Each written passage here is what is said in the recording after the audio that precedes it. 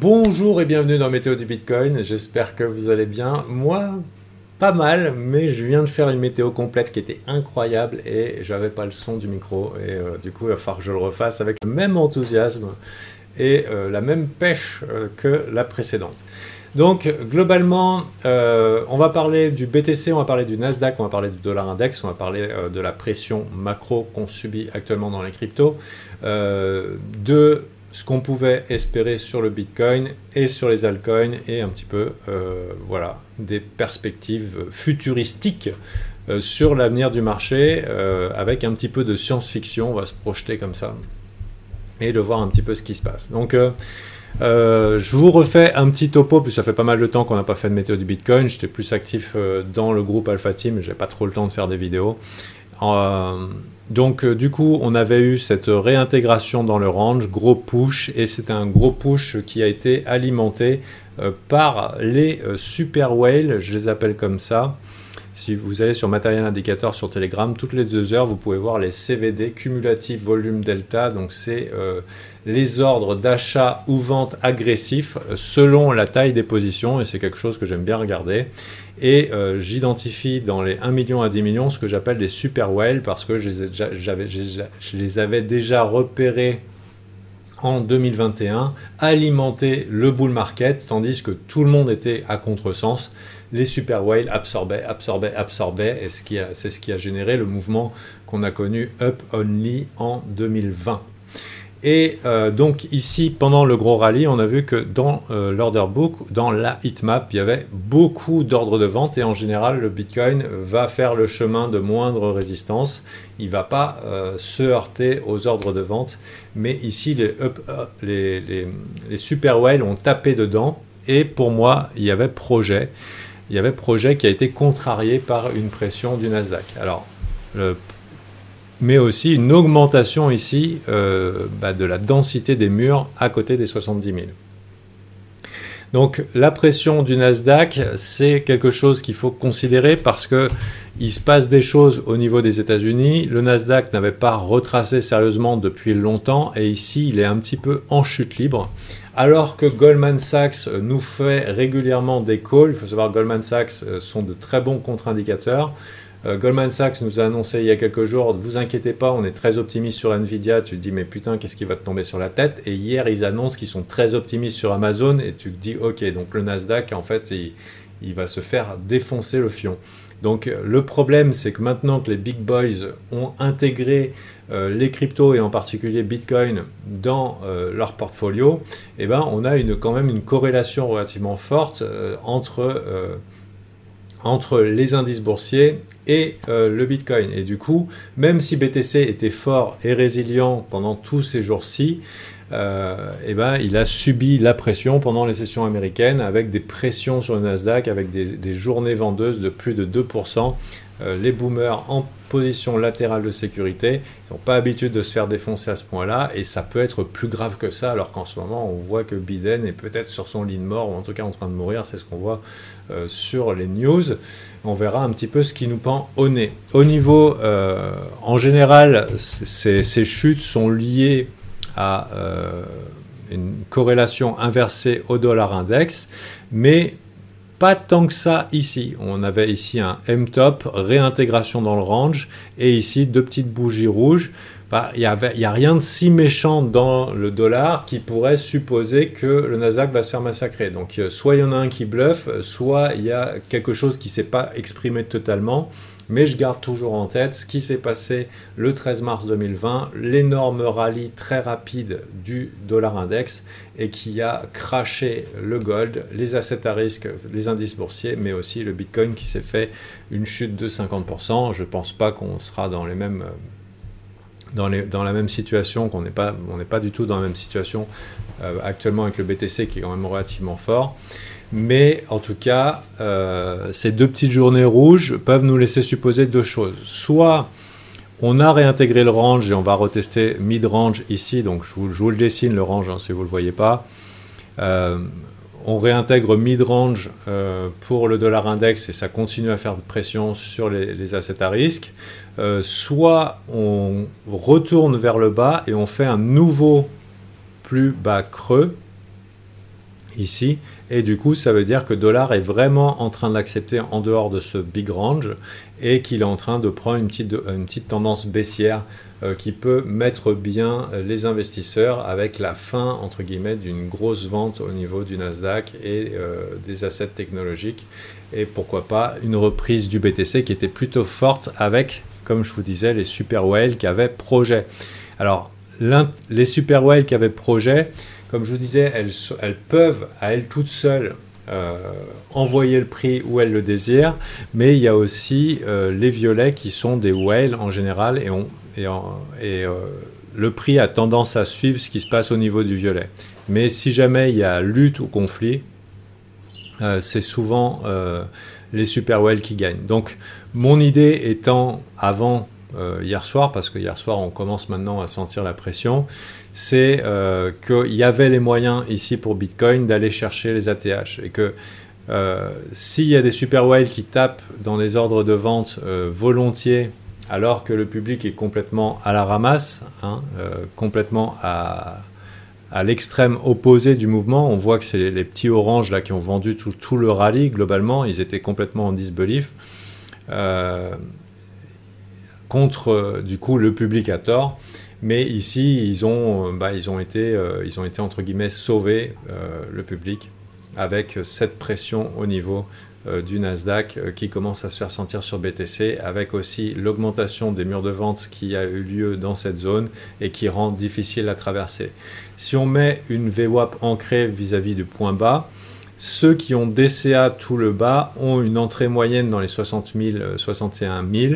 Donc c'est volume weighted average price, c'est la volume par rapport au prix, entre guillemets, c'est le prix moyen s'ils achètent tout ce qu'il y a dans l'order book jusqu'à ce qu'on soit ici. Donc d'ailleurs ça peut faire un support dynamique intéressant si jamais il y a une chute, qui pourrait éventuellement correspondre à notre gap CME ici. C'est peut-être l'occasion de le boucher, cette pression vendeuse sur le Nasdaq, mais pas sûr. En tout cas, si j'étais shorter, ça serait une bonne zone pour prendre profit et cover mes shorts.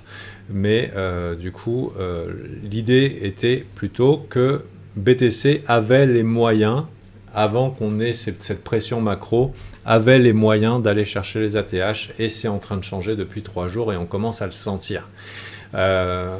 Maintenant, ça fait 3 jours qu'on commence à faire pression, et là la 4e elle commence à accélérer.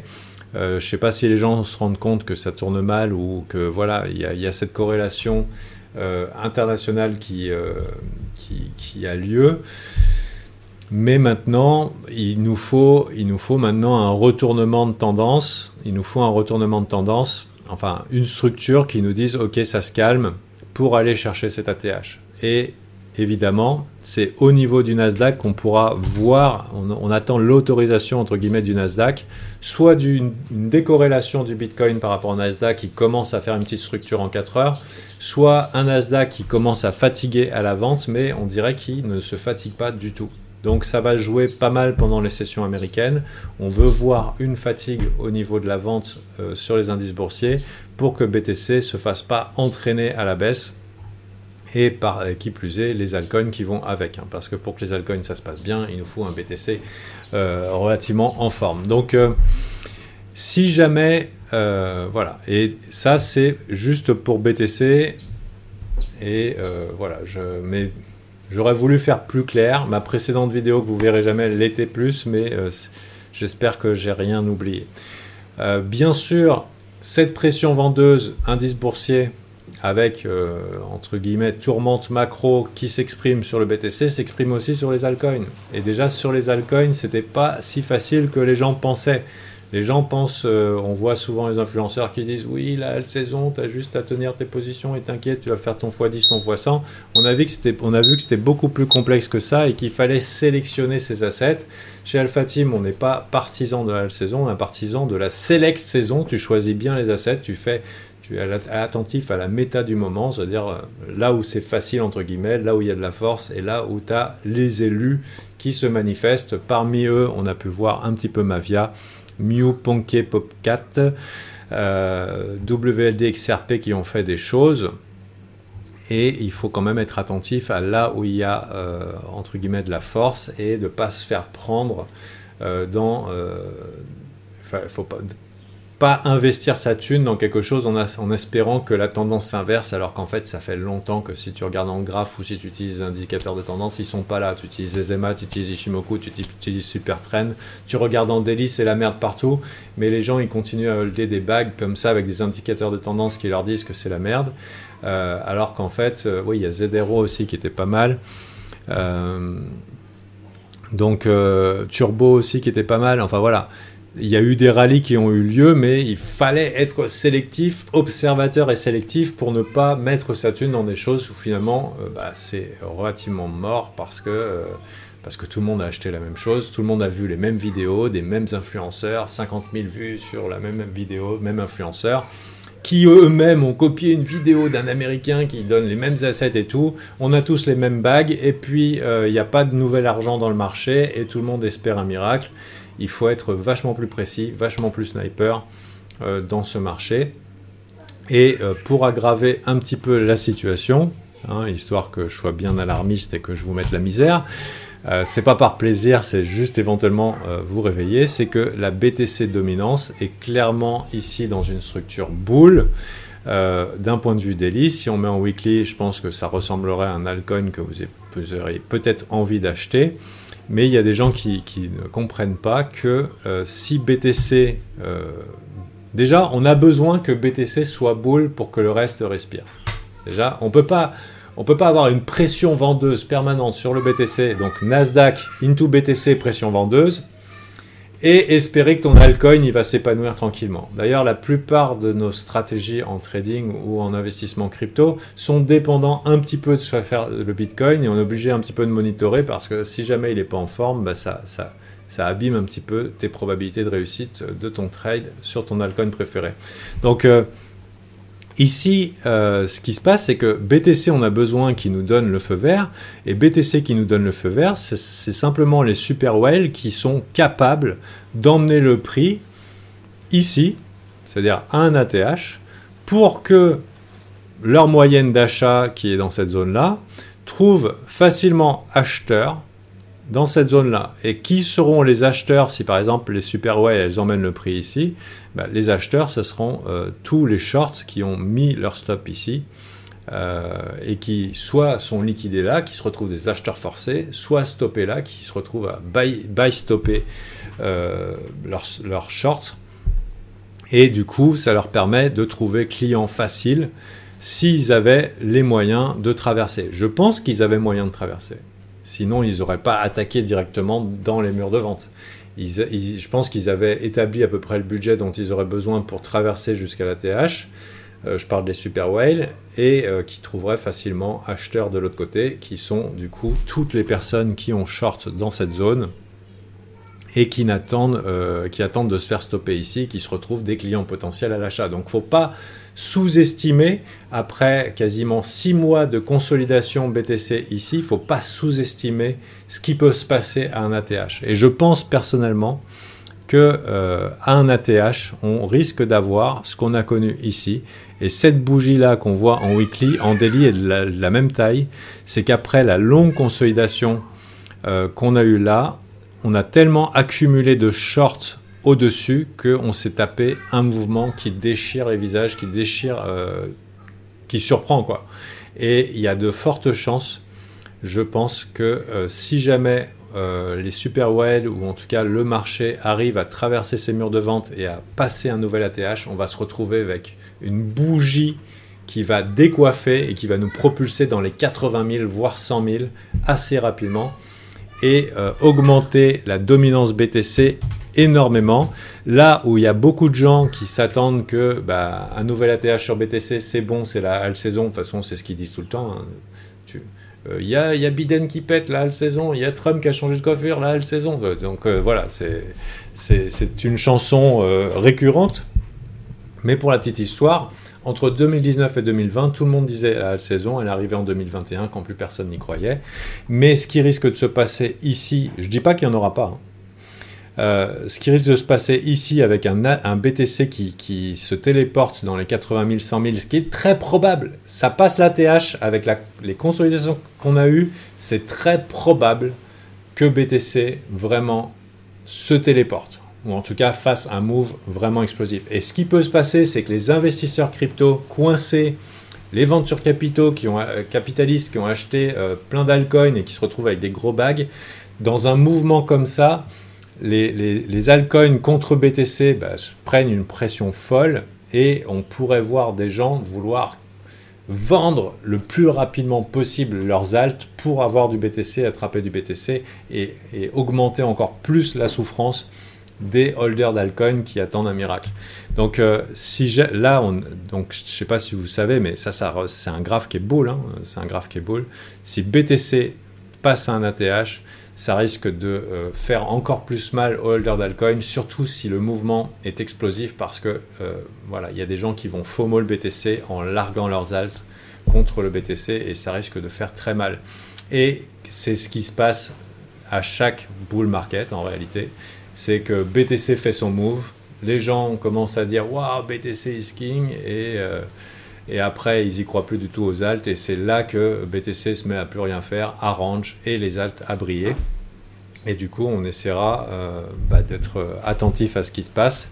Pour l'instant on a encore à le passer cet ATH, avec la pression macro ça va pas être chose facile, mais si on le passe, personnellement je vous considérais, je sais que le public il est pas très Bitcoin, ouais mais pourquoi acheter Bitcoin qui peut faire X montant alors que si je peux faire 5 fois 50 000 avec mon altcoin.